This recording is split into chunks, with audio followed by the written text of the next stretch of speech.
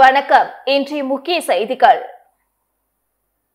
புதுச்சேரியில் பாஜக பிரமுகர் கொலை தொடர் வெடிகுண்டு மிரட்டல் என சட்டம் ஒழுங்கு சீர்குலைந்துள்ளதால் மத்திய உள்துறை அமைச்சரை சந்தித்து புகார் அளிக்க உள்ளதாக புதுவை முதல்வரின் பாராளுமன்ற செயலர் ஜான்குமார் எம்எல்ஏ தெரிவித்துள்ளது. புதுச்சேரி அரசியலில் பரபரப்பை ஏற்படுத்தியுள்ளது. புதுச்சேரி காமராஜர் நகர் சட்டமன்ற உறுப்பினர் அலுவலகத்தில் செய்தியாளர்களை சந்தித்த ஜான்குமார் எம்எல்ஏ, புதுச்சேரியில் கடந்த சில தினங்களுக்கு முன்பு பாஜக பிரமுகர் கொலை செய்யப்பட்ட நிலையில் இதுகுறித்து சிபிசிஐடி போலீசார் விசாரணை நடத்த வேண்டுமென வலியுறுத்திய நிலையில், புதுச்சேரியில் சமீப காலமாக முதலமைச்சர் இல்லம், ஆளுநர் மாளிகைக்கு தொடர்ந்து வெடிகுண்டு மிரட்டல் விடுக்கப்பட்டுள்ளது. கொலை, வெடிகுண்டு மிரட்டல் உள்ளிட்ட சம்பவங்களால் புதுச்சேரியில் சட்டம் ஒழுங்கு கேள்விக்குறியாக உள்ளதாகவும், பாஜக பிரமுகர் உமாசங்கர் கொலை செய்யப்பட்டதற்கு மறுநாளே மர்ம நபர்கள் முதல்வர் ரங்கசாமிக்கு வெடிகுண்டு மிரட்டல் விடுத்தனர். இதனால் முதலமைச்சருக்கே பாதுகாப்பு இல்லாத நிலை புதுச்சேரியில் உள்ளதாகவும், இதுகுறித்து மத்திய உள்துறை அமைச்சரை சந்தித்து முறையிட உள்ளதாகவும் தெரிவித்தார். மேலும் புதுச்சேரியில் குற்றவாளிகளுக்கு பயம் இல்லாத நிலை உள்ளதாகவும், கடுமையான குற்றங்களில் ஈடுபடுபவர்கள் மீது தமிழகத்தை போன்று என்கவுண்டர் போன்ற கடுமையான நடவடிக்கை மேற்கொண்டால் மட்டுமே புதுச்சேரியில் குற்றங்கள் குறையும் என்றார். இப்போ நடந்த கொலைக்கு ஒரு சிபிசிஐடி விசாரிக்கணும்னு நாங்கள் முதலமைச்சரும் மற்றபடி உள்துறை அமைச்சரும் இது கவனம் செலுத்தணும்னு கேட்டிருந்தோம். கடைசியாக பார்த்தா வருகின்ற செய்திலாம் பார்த்தா முதலமைச்சர் வீட்டுக்கே வெடிகுண்டு மிரட்டல், கவர்னர் மாளிகைக்கு வெடிகுண்டு மிரட்டல், அது 1க்கு 2 முறையாக வெடிகுண்டு மிரட்டல் வருது. ரொம்ப என்ன நடக்குதுன்னு எனக்கு ஒன்றும் புரியல. என்ன சட்டம் நிலைமை இருக்குதுன்றது எனக்கே ஒன்றும் புரியல. தொடர்ந்து இந்த ஒரு வருஷத்தில் பார்த்தோம்னா, நீங்கள் கடந்த ஒரு வருஷத்துக்குள்ளே பார்த்தீங்கன்னா ஒரு சின்ன பொண்ணை போயிடுச்சு, அதை மூட்டையில் கட்டி போட்டாங்க. அதுக்கு அப்பயே தூக்கி போட்டு அவனை 2 ஷூட் பண்ணி தான் பிரச்சனை இல்லை. நீங்கள் பண்ணாத வேலையை அங்கே ஜெயிலில் அங்கே போன உடனே அவங்க கொடுத்த டார்ச்சரில் அவன் சூசைட் பண்ணிக்கணும். அப்போ நீங்கள் ஒரு ஷூட் பண்ணியிருந்தா அப்பயே ஒரு பொதுமக்களுக்கு பார்க்குறவங்களுக்கு இந்த மாதிரி அறத்தல் பண்ணுறவங்களுக்கு ஒரு பயம் ஏற்படும். என்னதான் எந்த ஒரு சாட்சியம் நிற்கலன்னா தண்டனை கிடைக்க போகிறது கிடையாது. இதில் இம்மிடியட்டாக இந்த இது மத்திய அரசுக்கு கொண்டு போனோம். நாங்கள் பாரத பிரதமரையும் மற்றபடி உள்துறை அமைச்சரையும் நாங்கள் போய் நேரடியாக போய் சந்தித்து இதுக்கு என்னதான் ஒரு விடிய காலம் அப்படின்னு சொல்லி கேட்க போகிறோம். ஸோ அதனால் என்னை பொறுத்த வரைக்கும் அவனுக்கு முதலமைச்சருக்கே பாதுகாப்பு இல்லை, அவர் வீட்டுக்கே வெடிகுண்டு மிரட்டல், கவர்னருக்கே வெடிகுண்டு மிரட்டல்னா இதை எங்களால் ஏற்றுக்கவே முடியாது. இதுக்கு ஒரு தீர்வு கிடைக்கணும்னு கேட்டுக்கிறேன். சட்டம் ஒழுங்கு சரியில்லைன்றீங்களா? சட்டம் ஒழுங்கு சரியில்லைன்றீங்களா? என்ன நடக்குதுன்னு எனக்கு ஒன்றும் புரியல. இல்லையா, புதுச்சேரியில சட்டம் ஒழுங்கு எப்படி இருக்கு? இப்ப சட்டம் ஒழுங்கு சரியில்லை என்பதுக்கு ஒரு பேச்சே கிடையாது. இது எந்த இடத்த நம்ம ஒரு கண்டிஷன் அதிகமா போட்டுட்டோம்னா பிரச்சனை இல்லாம கொஞ்சம் பயப்படலன்ற அர்த்தம். நீங்க ஈவன் தமிழ்நாட்டில் கூட பாருங்க, எந்த ஒரு பிரச்சனை இருந்தாலும் உடனே அதை போட்டு ஒரு என்கவுண்டர் மாதிரி போட்டு அந்த ஒரு கடுமையான ஒரு தண்டனை கொடுத்துருவாங்க. கொஞ்சம் பயப்படுறாங்க. நீங்க பாருங்க, உயிப்பிலாம் பாருங்க, என்ன மாதிரி இது எப்பேற்பட்ட ரவுடிசமா இருந்த ஊர் இன்னைக்கு என்கவுண்டர் பண்ணி அந்த ஊரே அமைதியா இருக்குது. அதான் நம்ம ஊர்ல வெறும் 16 லட்சம் மக்கள் வச்சு நம்ம இந்த நிலைமையில இருக்கிறோம். அங்கெல்லாம் பார்த்தா 16 கோடி மக்கள், 25 கோடி மக்கள் வச்சு அவ்வளவு அமைதியா இருக்குது அந்த ஊர் என்பதுதான் வேடிக்கை விஷயமா இருக்கு. நாம இது உடனடியாக அதில் மத்திய அரசு தலையிட்டு இம்மிடியட்டான ஒரு ஆக்ஷன் எடுக்கணும் தான் என்னுடைய குறிக்கோள். கவர்னர் மாளிகைக்கே வெடிகுண்டு மிரட்டல், மாநில முதலமைச்சருக்கு வெடிகுண்டு மிரட்டல். அப்ப என்ன நடக்குதுன்னு நீங்க சொல்லுங்க. அவர் பாதுகாத்துக்காக நான் போறேன்.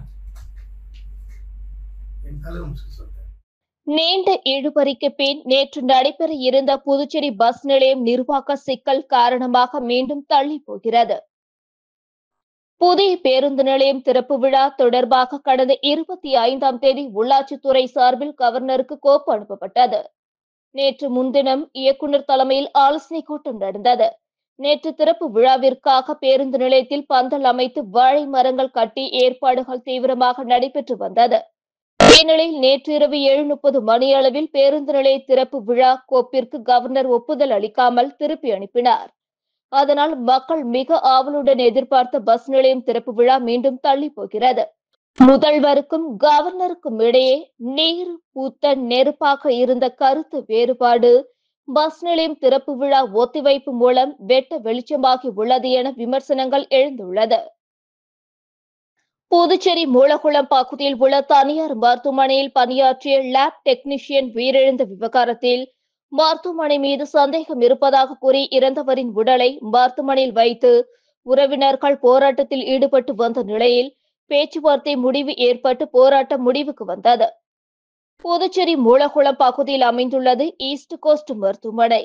இந்த மருத்துவமனையில் வெளியனூர் கணுவாப்பேட்டை பகுதியைச் சேர்ந்த முஜீப் ரகுமான் என்பவர் லேப் டெக்னீஷியனாக பணி செய்து வந்துள்ளார். இந்நிலையில் அவர் பணியில் இருந்தபோது உடைமாற்றும் அறையில் மயங்கி விழுந்துள்ளார். இதனைத் தொடர்ந்து மருத்துவமனை நிர்வாகம் அவரை பரிசோதித்த போது அவர் உயிரிழந்தது தெரியவந்தது. இதுகுறித்து அவரின் தாய் மற்றும் உறவினர்களுக்கு தகவல் தெரிவிக்க மருத்துவமனை வந்த அவர்கள் ரகுமானின் மரணத்தில் சந்தேகம் இருப்பதாக தெரிவித்து வாக்குவாதத்தில் ஈடுபட்டுள்ளனர். அப்பொழுது சம்பவ இடத்திற்கு வந்த ரெட்டியார்பாளையம் போலீசார் அவர்களை சமாதானம் செய்த நிலையில் உறவினர்கள் கோரிக்கை ஏற்று ரகுமானின் உடலை உடல்கூறு ஆய்வுக்காக ஜிப்மர் மருத்துவமனைக்கு அனுப்பி வைத்து இது தொடர்பாக வழக்கு பதிவு செய்து விசாரணை நடத்தி வந்தனர்.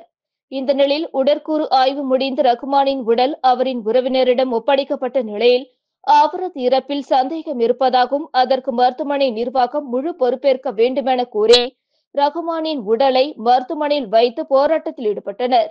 இந்நிலையில் போலீசார் முன்னிலையில் பேச்சுவார்த்தை நடத்தப்பட்டு பேச்சுவார்த்தை சுமூகமாக முடிந்ததால் 5 மணி நேரத்திற்கு பின்பு உடலை பெற்றுக்கொண்டு அங்கிருந்து கலைந்து சென்றனர்.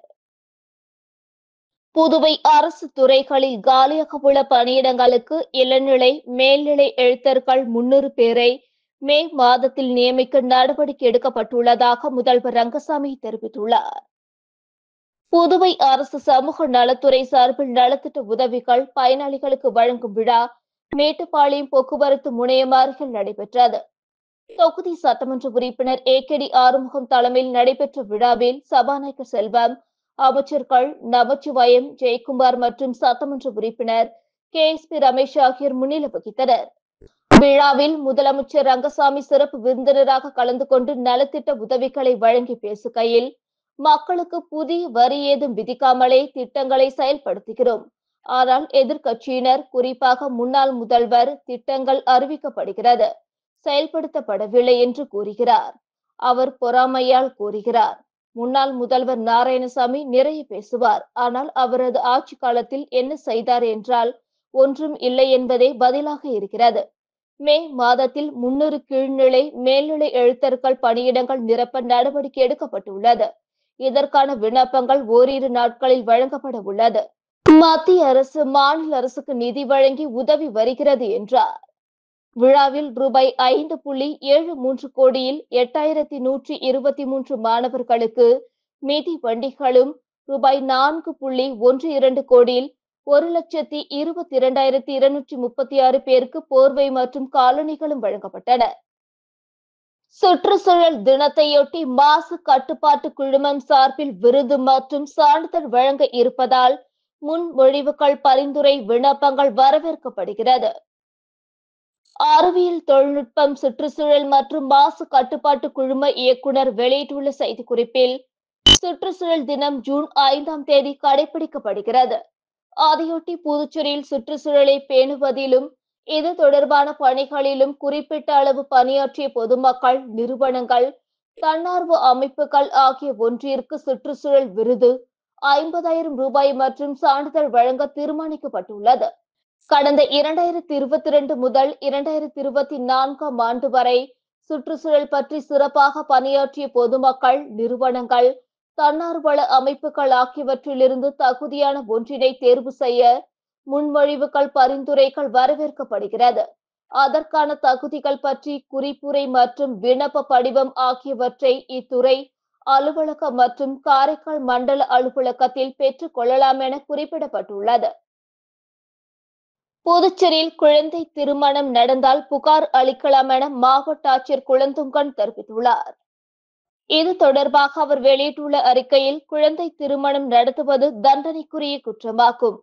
ஆனால் அக்ஷய திருதியை போன்ற விழா காலங்களில் அதிக அளவில் குழந்தை திருமணம் நடைபெறுவதாக தேசிய குழந்தைகள் உரிமைகள் பாதுகாப்பு ஆணைய கவனத்துக்கு வந்துள்ளது. ஆகவே குழந்தை திருமணத்தை தடுத்து நிறுத்த அறிவுறுத்தப்பட்டுள்ளது. அதன் அடிப்படையில் 18 வயதுக்கு மேற்பட்ட ஆணாக இருந்து குழந்தை திருமண ஒப்பந்தம் செய்வது தவறு. மேலும் குழந்தை திருமணத்தை நடத்துவது, திருமணத்துக்கு தூண்டுவது பெற்றோர் அல்லது பாதுகாவலர் அல்லது சட்டப்பூர்வ சட்டவிரோதமான நபரும் திருமணத்தை ஊக்குவிக்கும் செயலில் ஈடுபட்டாலோ திருமணத்தில் பங்கேற்றாலோ அது சட்டப்படி குற்றமாகும். அவ்வாறு ஈடுபடுவோருக்கு குழந்தை திருமண சட்டப்படி 2 ஆண்டுகள் கடுங்காவல் சிறை தண்டனையும் ரூபாய் 1,00,000 அபராதமும் விதிக்கப்படும். புதுச்சேரியில் குழந்தை திருமணம் நடைபெற்றால் மாவட்ட ஆட்சியர் அலுவலகத்தை தொடர்பு கொண்டு புகார் அளிக்கலாம் என குறிப்பிடப்பட்டுள்ளது. கூடப்பாக்கத்தில் அமைந்துள்ள அருள்மிகு ஸ்ரீ திரௌபதி அம்மன் ஆலயத்தில் கொடிமரம் பிரதிஷ்டை நிகழ்ச்சியில் அமைச்சர் சரவணன்குமார் உட்பட திரளான பக்தர்கள் கலந்து கொண்டு சுவாமி தரிசனம் செய்தனர். ஓசூடு சட்டமன்ற தொகுதிக்குட்பட்ட கூடப்பாக்கத்தில் அமைந்துள்ள அருள்மிகு மாரியம்மன் தேவஸ்தானத்தை சார்ந்த ஸ்ரீ தர்மராசா உடனுரை ஸ்ரீ திரௌபதி அம்மன் ஆலயத்தில் கொடிமரம் பிரதிஷ்டை நிகழ்ச்சி நடைபெற்றது. இதில் தொகுதியின் சட்டமன்ற உறுப்பினரும் ஆதி திராவிடர் நலத்துறை அமைச்சருமான சரவணன்குமார், வேளாண் துறை அமைச்சர் துணைவியார் ஆதிலட்சுமி ஜெயக்குமார், அமைச்சர் சரவணன்குமார் துணைவியார் பிரபாவதி ஆகியோர் கலந்து கொண்டு விழாவிற்கு தலைமை தாங்கி நிகழ்ச்சியினை சிறப்பித்தனர். மேலும் கூடப்பாக்கம், கோனேரி குப்பம், அகரம், உளவாய்க்கால் ஆகிய பகுதிகளை சார்ந்த பொதுமக்கள் திரளானோர் கலந்து கொண்டு கொடிமரம் பிரதிஷ்டை செய்யும் நிகழ்வை கண்டு களித்தனர். தொடர்ந்து கொடிமரத்திற்கு மந்திரங்கள் ஓதி பூஜை செய்து கிரேன் உதவியுடன் பிரதிஷ்டை செய்யப்பட்டது. தொடர்ந்து இவ்விழாவில் கலந்து கொண்ட பக்தர்கள் அனைவருக்கும் அன்னதானம் வழங்கப்பட்டது. சோனியா காந்தி நகர் பகுதியில் அமைந்துள்ள அருள்மிகு ஸ்ரீ அங்காள பரமேஸ்வரி அம்மன் ஆலயத்தில் நடைபெற்ற ஊஞ்சல் உற்சவ திருவிழாவில் திரளான பக்தர்கள் கலந்து கொண்டு சுவாமி தரிசனம் செய்தனர். புதுச்சேரி மாநிலம் உழவர்கரை நகராட்சி சண்முகபுரம் அன்னை சோனியா காந்தி நகர் பகுதியில் அமைந்துள்ள அருள்மிகு ஸ்ரீ அங்காள பரமேஸ்வரி அம்மன் ஆலய 12ஆம் ஆண்டு மயான கொள்ளை உற்சவ திருவிழா விமர்சையான முறையில் நடைபெற்றது. முன்னதாக கடந்த புதன்கிழமையன்று கொடியேற்றுதல் நிகழ்ச்சியும் அதனைத் தொடர்ந்து சுவாமிக்கு தினந்தோறும் காலை மாலை இருவேளையும் அபிஷேக ஆராதனைகள் மற்றும் மகா தீபார்த்தனைகள் சுவாமி வீதி உலா புறப்பாடு நடைபெற்று வந்தன. இந்நிலையில் முக்கிய நிகழ்வாக மயான கொள்ளை திருவிழா வெகு விமர்சையான முறையில் நடைபெற்றது. தொடர்ந்து மூலவருக்கு மதுரை மீனாட்சி அலங்கார தீபார்த்தனையும் தொடர்ந்து ஊஞ்சல் உற்சவம் நிகழ்ச்சியும் மற்றும் அன்னதானம் வழங்கும் நிகழ்ச்சியும் நடைபெற்றது. ஊஞ்சல் உற்சவம் நிகழ்ச்சியில் சுவாமிக்கு நலங்கு வைத்து அலங்காரம் செய்து தீபார்த்தனை காண்பிக்கப்பட்டது. இதில் கதிர்காமம் தொகுதியின் சட்டமன்ற உறுப்பினர் KSP ரமேஷ் கலந்து கொண்டு சுவாமி தரிசனம் செய்தார். தொடர்ந்து ஆலயத்தில் அவருக்கு முதல் மரியாதை செய்யப்பட்டது. ஊஞ்சல் உற்சவ விழாவில் திரளான பக்தர்கள் கலந்து கொண்டு சுவாமி தரிசனம் செய்து அம்மனை வழிபட்டனர். திருபுவனை சட்டமன்ற தொகுதிக்குட்பட்ட திருபுவனை பாளையத்தில் தார் சாலை அமைத்தல் பணிக்கான பூமி பூஜையினை சட்டமன்ற உறுப்பினர் அங்காளன் தொடங்கி வைத்தார். புதுச்சேரி மாநிலம் மண்ணாடிப்பட்டு கொம்யூன் திருபுவனை சட்டமன்ற தொகுதிக்குட்பட்ட திருபுவனை பாளையத்தில் உள்ள பெருமாள் நகர் மற்றும் ஜெயாநகர் சாலைகளை தார் சாலைகளாக மேம்படுத்த திட்ட மதிப்பீடு செய்யப்பட்டு ரூபாய் 46,30,000 மதிப்பீட்டில் பூமி பூஜை விழா நடைபெற்றது. இதில் திருபுவனை தொகுதியின் சட்டமன்ற உறுப்பினர் அங்காளன் கலந்து கொண்டு விழாவிற்கு தலைமை தாங்கி பூமி பூஜை செய்து நிகழ்ச்சியினை தொடங்கி வைத்தார். இந்நிகழ்ச்சியில் பொதுப்பணித்துறை தலைமை பொறியாளர் வீரசெல்வம், செயற்பொறியாளர் சந்திரகுமார், உதவி பொறியாளர் பன்னீர், இளநிலை பொறியாளர் கிருஷ்ணன், ஒப்பந்ததாரர் மற்றும் ஊர் பிரமுகர்கள், பொதுமக்கள், சட்டமன்ற உறுப்பினரின் ஆதரவாளர்கள் பலர் கலந்து கொண்டனர். புதுச்சேரியில் பாஜக பிரமுகர் கொலை வழக்கில் கைது செய்யப்பட்ட முக்கிய குற்றவாளி கருணா உட்பட 3 பேரை போலீசார் சிறையில் அடைத்தனர். புதுச்சேரி சாமிப்பிள்ளை தோட்டம் பகுதியைச் சேர்ந்த பாஜக பிரமுகர் உமா சங்கரை கடந்த 26ஆம் தேதி மர்ம கும்பல் வெட்டி படுகொலை செய்தது. கோரிமேடு போலீசார் வழக்கு பதிந்து விசாரணை நடத்தியதில் சாமிப்பிள்ளை தோட்டம் பகுதியைச் சேர்ந்த ரவுடியான கருணா தனது கூட்டாளிகள் 11 பேருடன் திட்டம் தீட்டி உமா சங்கரை கொலை செய்தது தெரிய வந்தது. இதையடுத்து கருணாவின் கூட்டாளிகள் ஏழுமலை மகன் செல்வ கணபதி, சண்முகம் மகன் பாலாஜி உள்ளிட்ட 8 பேரை தனிப்படை போலீசார் நேற்று முன்தினம் கைது செய்து சிறையில் அடைத்தனர். தொடர்ந்து முக்கிய குற்றவாளியான ரவுடி கருணா உள்ளிட்ட 4 பேர் கடலூரில் பதுங்கியிருப்பதாக போலீசார் தகவல் வந்தது. இதையடுத்து தனிப்படை போலீசார் நேற்று முன்தினம் இரவு கடலூர் சென்று கருணா, அவரது கூட்டாளிகள் சஞ்சய், அகிலன் ஆகியோரை கைது செய்து விசாரணை நடத்தினர். கைது செய்யப்பட்ட 3 பேரையும் போலீசார் நேற்று நீதிமன்றத்தில் ஆஜர்படுத்தி காலாப்பட்டு சிறையில் அடைத்தனர். தலைமறைவாக உள்ள சூர்யாவை தீவிரமாக தேடி வருகின்றனர். புதுச்சேரி பாராளுமன்ற மாநிலங்களவை உறுப்பினர் அலுவலகத்தில் சலவை தொழிலாளர்களுக்கு நலத்திட்ட உதவிகளை பாஜக மாநில தலைவர் செல்வகணபதி எம்பி வழங்கினார். புதுச்சேரி அரசு பிற்படுத்தப்பட்டோர் மற்றும் சிறுபான்மையினர் நலத்துறை சார்பில் புதுவையை சேர்ந்த சலவை தொழிலாளர்களுக்கு தள்ளுவண்டி மற்றும் அயன் பாக்ஸ் வழங்கும் விழா இன்று கிழக்கு கடற்கரை சாலையில் உள்ள புதுவை பாராளுமன்ற மாநிலங்களவை உறுப்பினர் அலுவலகத்தில் இன்று நடைபெற்றது. இந்த விழாவில் புதுச்சேரி பாராளுமன்ற மாநிலங்களவை உறுப்பினரும் பாரதிய ஜனதா கட்சியின் மாநில தலைவருமான செல்வகணபதி, துறை இயக்குநர் ராகினி முன்னிலையில் புதுவையை சேர்ந்த 16 சலவை தொழிலாளர்களுக்கு நடமாடும் தள்ளுவண்டி மற்றும் அயன் பாக்ஸ் வழங்கினார். இவ்விழாவில் புதுச்சேரி அரசு பிற்படுத்தப்பட்டோர் மற்றும் சிறுபான்மையினர் நலத்துறை அதிகாரிகள், சலவையாளர்கள், அலுவலக ஊழியர்கள் மற்றும் ஊர் பொதுமக்கள் திரளாக கலந்து கொண்டனர். புதுச்சேரி அரசு போக்குவரத்து துறை சார்பில் பெண்களுக்கு அனைத்து சனிக்கிழமைகளிலும் ஓட்டுநர் மற்றும் பழகுனர் பயிற்சி முகாம் நடக்கிறது. அரசு போக்குவரத்து துறை வெளியிட்டுள்ள வட்டார போக்குவரத்து அதிகாரி பிரபாகர ராவ் வெளியிட்டுள்ள செய்திக்குறிப்பில், புதுச்சேரி போக்குவரத்து துறையில் கடந்த 11/12/2021 முதல் பெண்களுக்கு சிறப்பு பழகுனர் மற்றும் ஓட்டுநர் உரிமம் பயிற்சி முகாம் நடத்தப்படுகிறது. வட்டார போக்குவரத்து அலுவலகத்தில் அனைத்து சனிக்கிழமைகளிலும் காலை 9:30 மணி முதல் 12:30 மணி வரை சிறப்பு முகாம் நடத்தப்படுகிறது. முகாமில் இதுவரை பெண்களுக்கு 3156 பழகுனர் உரிமம் மற்றும் 2131 ஓட்டுநர் உரிமம் வழங்கப்பட்டுள்ளது.